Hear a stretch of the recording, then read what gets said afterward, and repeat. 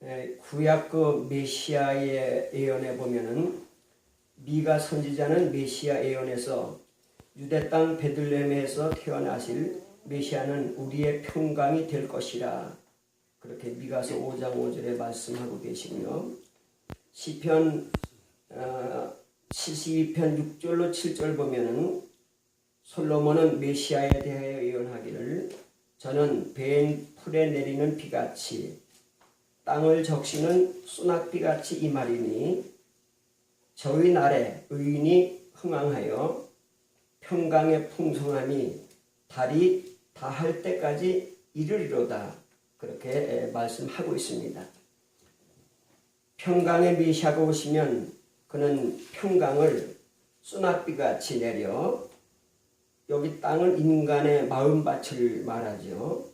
평강을 소낙비같이 내려 땅을 적실 것이며 인간의 마음을 적실 것이며 스갈의 예언처럼 평강의 메시아는 에브라함의 병거와 예루살렘의 말을 끊겠고 전쟁하는 활도 끊으리니 그가 이방 사람에게 평화를 전할 것이요 그 정권은 바다에서 바다까지 이르고 유브라데 강 끝까지 이르리라.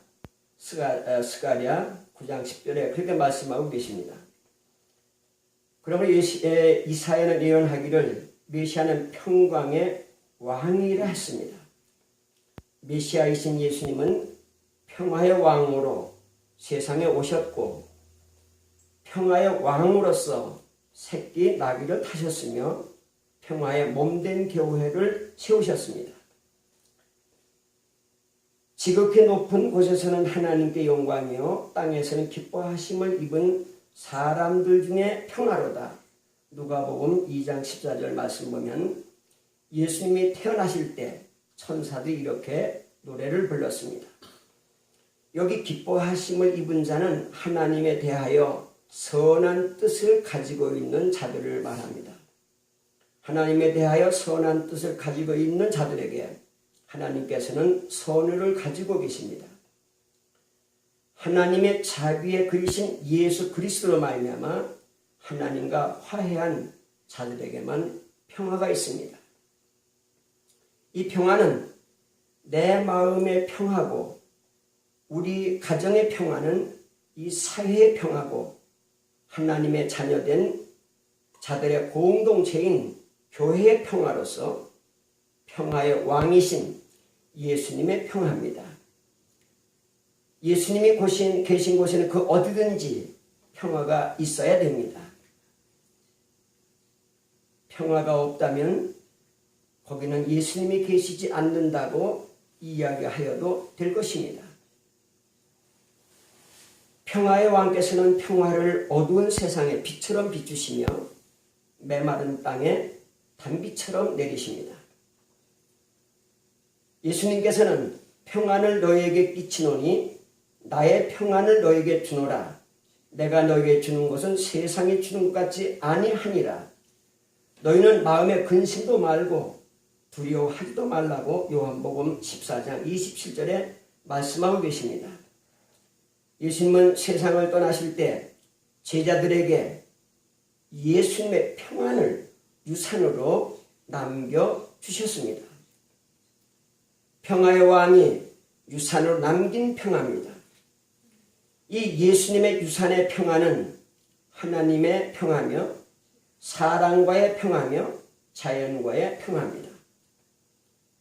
예수 그리스도 자신이 우리의 평안이기 때문에 이것을 예수님께서 자신의 평안이라고 부르고 계십니다.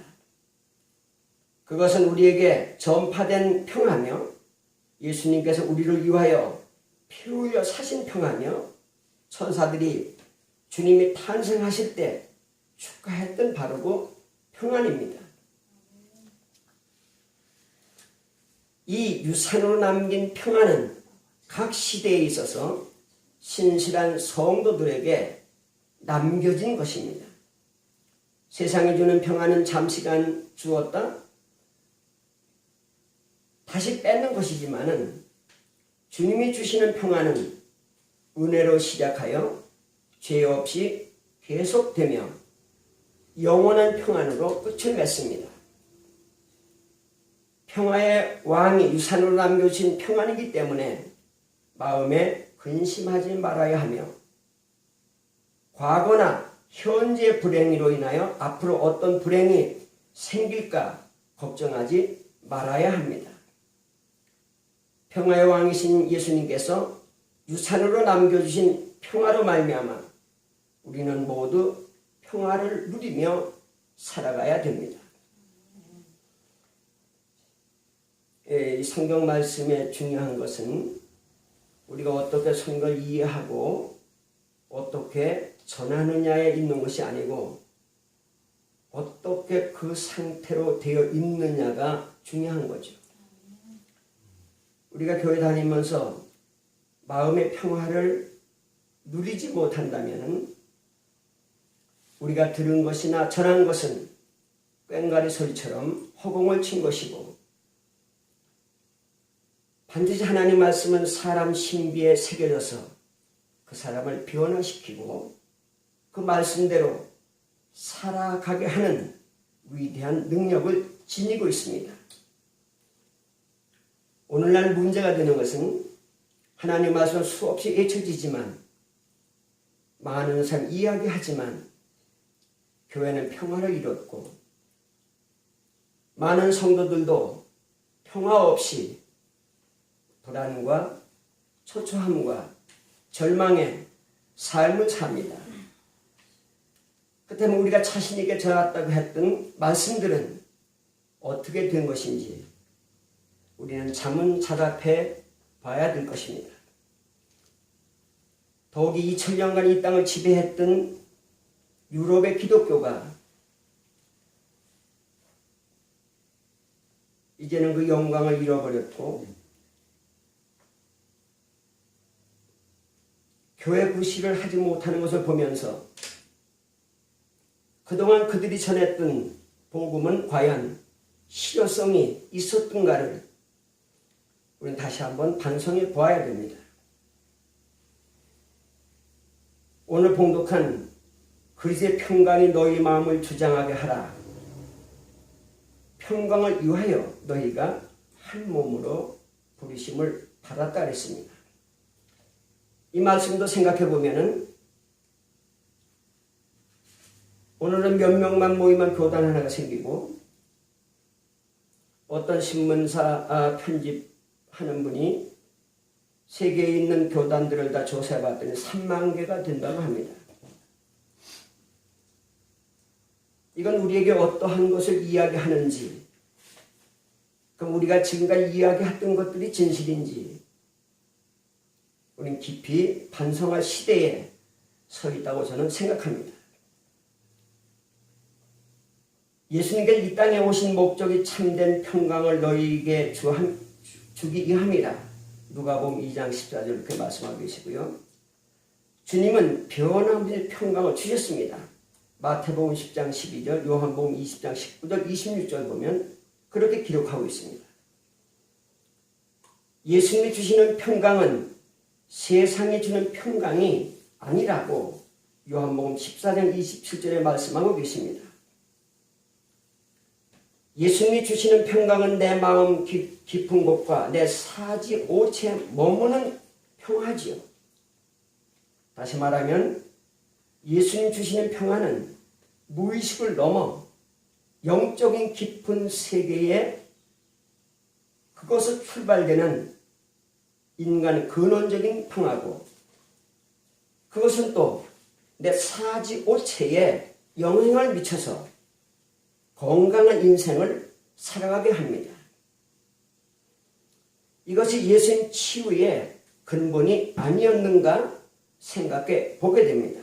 왜냐하면 샬롬이라고 하는 히브리어가 하나님의 평화가 너에게 있을지어다입니다. 이스라엘 민족은 그렇게 인사하며 살았습니다. 그렇게 인사하며 살았던 이스라엘 민족들이 율법주의에 빠진 것은 그들은 그 평화라고 하는 샬롬을 제대로 이해했던 것인가? 샬롬은 하나님 앞에 인간의 건강을 말하는 것인데 육체에 손상된 불체자라도 의학적으로 그는 건강치 못하지만은 하나님과 평화하면은 그는 영적으로 건강한 인간입니다. 우린 건강한 인간도 의학적으로 평가할 것이 아니라 성서적으로 진단하여 드리라 저는 믿습니다. 참된 평안이 내 마음에 있는지, 그 평안이 나의 삶을 풍요롭게 하는지, 그 평안이 지속적으로 내 마음 깊은 영적 저 깊은 세계 속에서 항상 샘솟듯 솟아나고 있는지, 그것은 우리가 살고 있는 오늘 현실이 그 대답입니다. 평강을 위하여 우리가 한 몸으로 부르심을 받은 이 한 몸은 교회를 말하고, 그러므로 이 평강은 예수님께서 교회의 지체간에 주신 것입니다. 예수님이 평강의 왕이시고 그분이 죽음을 이기고 부활하셨다면 오늘 성도들의 삶은 분명히 끝없는 축제의 삶이어야 될 것입니다. 라틴은 지나치게 성서를 하나님은 법의 제장자며 법의 판결자, 다시 말하면 심판하는 하나님, 법적인 하나님으로 그들은 이해했습니다. 그 2000년 서구의 성서 해석의 기조가 되는 거죠. 루터까지도 그 같은 사상에 완전하게 벗어나지는 못했습니다. 예수님의 일생은 평화의 왕으로 혼돈된 세상에 새로운 질서를 창조하신 생이었습니다. 그래서 예수님의 일생은 특별한 생이며 우리가 반드시 본받아야 될 생인 것입니다. 우리는 예수님의 생을 본받는 것이지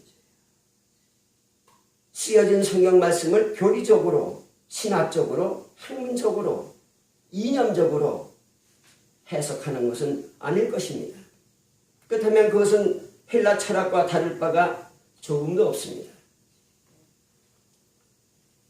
그리스도의 부활의 의미는 우리의 낮은 몸을 자기 영광의 몸의 형체와 같이 변하게 하시리라는 빌립보 3장 2절의 말씀에서 변화됨이 있음을 깨닫게 됩니다. 이 변화는 영광의 주, 고린도서 2장 8절처럼 영광의 주로의 변화입니다. 이 같은 부활은 믿음 안에서 새로운 생에 속합니다. 부활 또한 미래에 있을 부활로만 생각할 것이 아니라 우리는 미래의 것을, 천국에서 누리고 살 것을 그분의 은혜로 이 땅에서 선치 특권해가지고 우리는 천국에서만 누릴 수 있는 영원한 기쁨도 행복도 여기서 누릴 자격을 얻습니다. 그래서 하나님 자녀라 우리는 불려지게 됩니다. 그래서 부활은 미래에만 있는 것이 아니라 지금 나에게, 내 속에서 무한하게 일어나는 거죠. 그리고 영원한 부활은 죽은 다음에 그분이 나를 천국으로 인도하실 때 완성되는 것입니다. 우리는 지나치게 헬라의 영향을 받아가지고 미래에만 신앙의 목적을 두었지, 가장 중요한 지금 여기에 내 삶, 내가 살아가는 내 인생 자체, 지금 여기, 우린 그것을 이원론적인 측면에서 육은 악하고 영은 선하다고 하는 그릇된 헬라 사상 때문에 심지어 자기 몸을 학대하는 처지에까지 이르게 됩니다. 이거는 성서적이지도 아니하고, 이거는 예수님을 본받는 길도 아니고, 성경 어디에도 그런 구절은 찾아보기가 힘듭니다.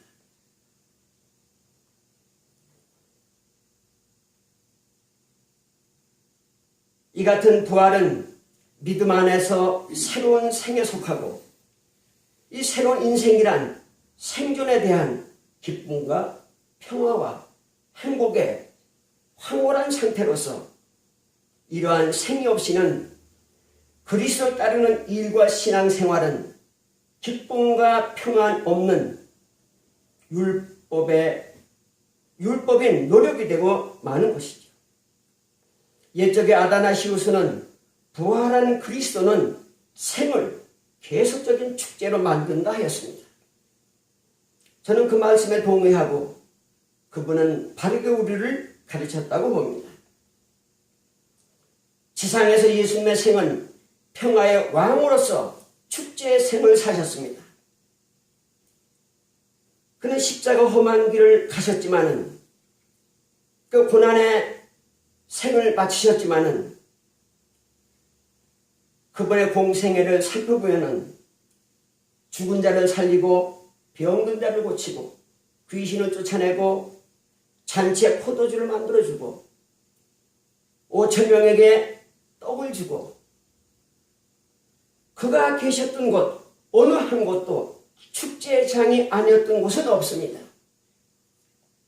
문둥병자 고침을 받고 혈류병자 고침을 받고 비탄과 절망과 실망에 빠졌던 사람들이 그분의 음성을 듣고 사방으로부터 몰려와 그분을 왕으로 옹유하려 했던 이 놀라운 축제는 오늘 기독교에서는 사라졌습니다. 그건 우리의 성서를 다시 한번 해석하는 문제에 과연 옳은가를 생각해 보게 합니다. 부활한 분의 생, 또 변모되고 변화된 분의 생은 축제다운 생으로 충분히 이해할 수 있습니다.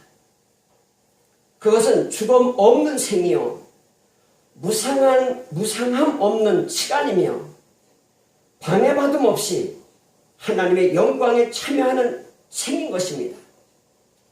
이러한 생이 온전한 평화의 생이라고 말씀드릴 수가 있습니다. 결론적으로 말씀을 드리면 우리는 예수를 그리스도 믿기 때문에 성령이 내주하셔서 나와 동행해 주시기 때문에 내 마음 속에서는 성령이 역사하시는 언제나 충만하고 의욕이 넘치고 평화가 넘치고 사랑으로 충만하고 살고 싶은 욕망이 불꽃같이 일어나고 실망과 좌절되던 것도 순간에 사라지고 영원한 천국을 진실로 믿으면서 내 영도 내 육도 우리는 영과 육을 분리하지 않고 하나로 보는 시대에 있기 때문에 하나님이 처음 창조했던 인간의 원인간 아직 타락하기 이전 우리는 충분히 온전하게 그렇게 돌아가지 못하지만은 에덴 동산에 그 희망 찾던 하나님과 동행했던 삶을 저는 이 땅에서 살 수 있으리라 분명히 믿습니다.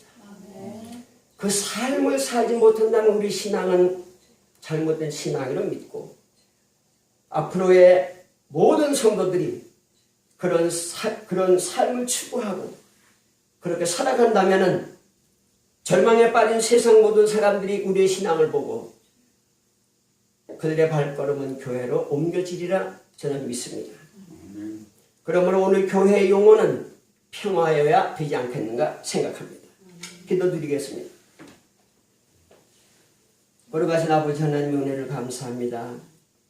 오늘 저희들 하나님 앞에 예배 드릴 수 있도록 귀한 시간 주셨사오니 하나님 말씀이 저희 신비에 잘 새겨진 모세가 돌비에 새겼던 것과 더 확연하게 내 마음속 깊이 새겨진 말씀 되게 하시되 오늘 주신 말씀의 평안이 남은 내 생에 살아가는 동안 내 속에 역사하도록 함께해 주시옵소서. 아멘. 예수님의 이름으로 기도하옵나이다. 아멘.